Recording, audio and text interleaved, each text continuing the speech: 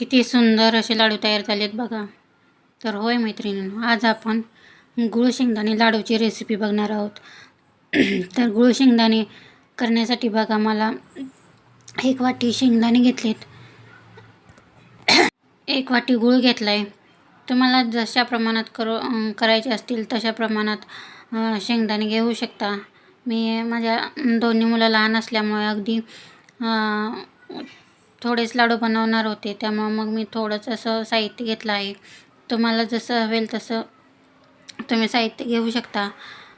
त्याबरोबरच मी थोडे थोडे ड्रायफ्रूट्स घेतले आहेत. ड्रायफ्रूट्स तुमच्या मनावर राहतील घ्यायचे की नाही घ्यायचे, पण गूळ शेंगदाणे योग्य प्रमाणात घेतले की लाडू अगदी मस्त होतात. त्याप्रमाणे बघा, मी छान असं लाडू तयार करण्यासाठी एक जाड बुडाची कढई घेतली.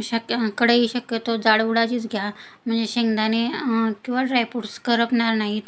आणि कढई बघा, मी गॅसवर ठेवून छान जरा गरम होऊन दिले आणि त्यानंतर गॅसची फ्लेम कमी केली, म्हणजे शेंगदाणे छान असे भाजले जातील. एक 8 ते 10 मिनटं छान भाजले की, शेंगदाणे खरपूस भाजले की छान टिकायला पण जास्त वेळ टिकतात. अगदी 2 ते 3 महिने आरामशीर लाडू टिकतात. आणि शेंगदाणे आणि गूळ भरपूर कॅल्शियम युक्त असल्यामुळे शरीराला पण ते चांगलं असतं बघा. त्यामुळे गूळ शेंगदाणे खाण्यासाठी डॉक्टर अगदी आग्रह धरतात आणि आवर्जून सांगतात की गूळ शेंगदाणे खात जा म्हणून. आणि मुलं बघा शक्यतो कशी करतात,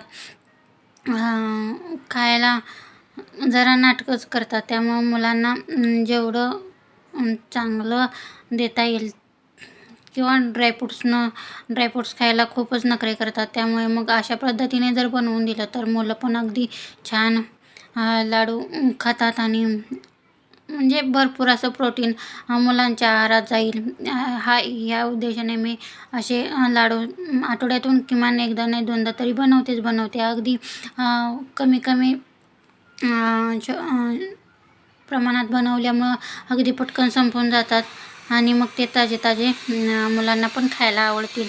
अशा पद्धतीने मी आठवड्यातून कमीत कमी 2 वेळा तर लाडू बनवते आणि माझी दोन्ही मुलं खूप छान पद्धतीने खातात बघा. अगदी आपण असे छान असे शेंगदाणे मी खरपूस भाजून घेतलेत, म्हणजे त्यानंतर थोडे फॅनला थंड करून घेतलेत बघा. कारण मिक्सरला गरम शेंगदाणे घातले का ती असं जास्त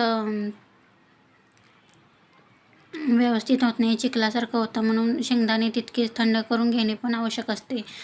त्यानंतर बघा, शेंगदाणे थंड होईपर्यंत मी बाकीचे सगळं ड्रायफ्रूट्स घेतले होते. म्हणजे त्यामध्ये थोडे सनफ्लावरचे सीड्स घेतले होते आणि थोडे पंपकिन सीड्स घेतले होते. एक थोडे अगदी काजू घेतलेत आणि थोडे हे घेतलेत, पांढरे तीळ घेतलेत. कारण म्हणजे सगळं मिळून असं एकत्रित प्रोटीन तयार केलं. प्रोटीन म्हणतात ना, कसं असते शेवटी आपल्या महिलांचं पण कसं असते बघा, संसाराचा गाडा वडता आपल्या पण शरीराकडे दुर्लक्ष होत जातं. मग सकाळचा कमीत कमी दिवसातून एखादा जरी लाडू खाल्ला तरी आपल्या शरीरात भरपूर असं प्रोटीन जातं. त्यामुळं असे गूळ शेंगदाण्याचे लाडू करणे आणि ते आवर्जून खाणे शरीरासाठी पण फायद्याचं असते आणि आपल्या पण फायद्याचं असतं. नाहीतर होतं कसं, शक्यतो मुलींचं तिशी ओलांडली की शरीराचे प्रॉब्लेम जाणवायला सुरुवात होते. मग होतं पायदुख, मानदुख किंवा पाठदुख, असं कुठले ना कुठले तरी अवयवांचा त्रास चालू होते. कारण तर कॅल्शियम कमी असल्यामुळं हाडं दुखणे, अशा प्रकारचे आजार एक प्रकारचे पाठीमागं लागतात. त्याच्यापेक्षा हे बनवणे आणि खाणे, नियमितपणे खाणे आपल्या शरीरासाठी सुद्धा चांगलं असतं. आणि घरच्यांच्या पण तब्येतीची काळजी घेतली जाईल किंवा त्यांच्या पण शरीरात ते योग्य रीतीने जाईल याची आपण जबाबदारी असते. आणि शक्यतो कसं असते बघा, आपण गृहिणीच सगळ्यांची काळजी घेत असतो. त्यामुळं मग एखादं प्रत्येकाची काळजी घेणे हे आपलं कर्तव्य असतं. त्यामुळं मग अशा प्रकारे बघा मी छान सगळं भाजून घेतले आणि ते थंड करून घेतले. त्यानं अगदी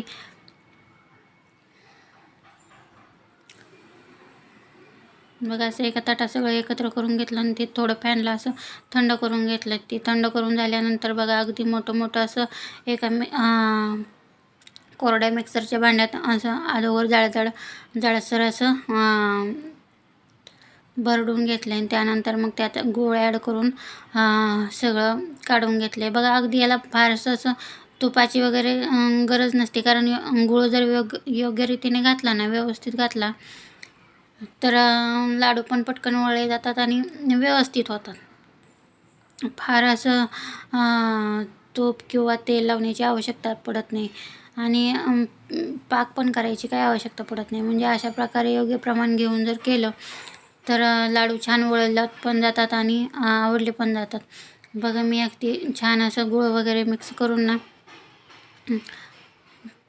त्यानंतर छान मिक्सरला बारीक करून घेतलं होतं आणि माझ्या मुलांना जरा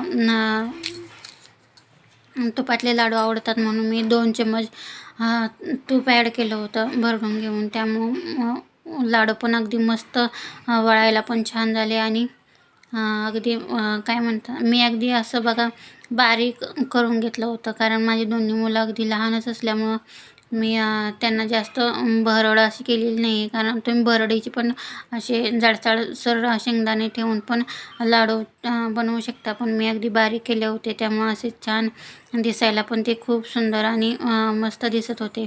अगदी तुम्ही पाहतच असाल आणि वळत पण छान होते लाडू. करायला पण खूप भारी होते. म्हणजे मी अगदी खूप छोटे पण नाही, खूप मोठे पण नाही, मुलं खातील जेणेकरून खराब होणार नाहीत. होतं कसं अर्धा खाल्ला अर्धा फेकून दिला असं होतं. मग म्हणूनच बनवतानाच अगदी छोटे लाडू बनवून घेतले होते. अशा पद्धतीने बनवले तर मुलं पण अगदी आवडीने खातील आणि आपणासाठी पण होतं. असं नाही की फक्त मुलंच खात राहतात.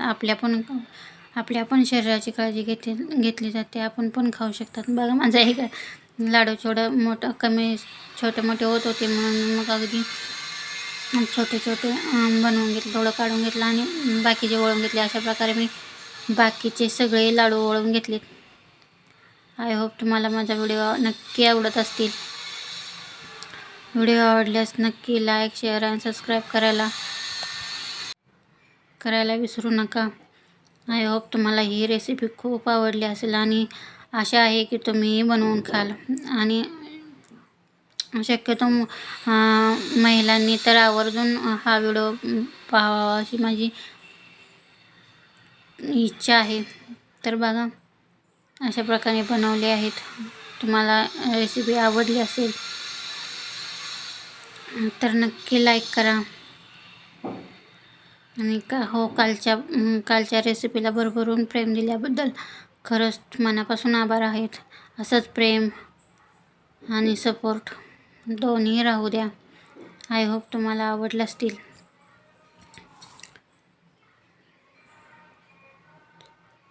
तर बघा अशा प्रकारे मी बाकीचे सगळे लाडू बनवून घेतले होते आणि ते अगदी उत्तम रीतीने झाले होते. चला बाय बाय.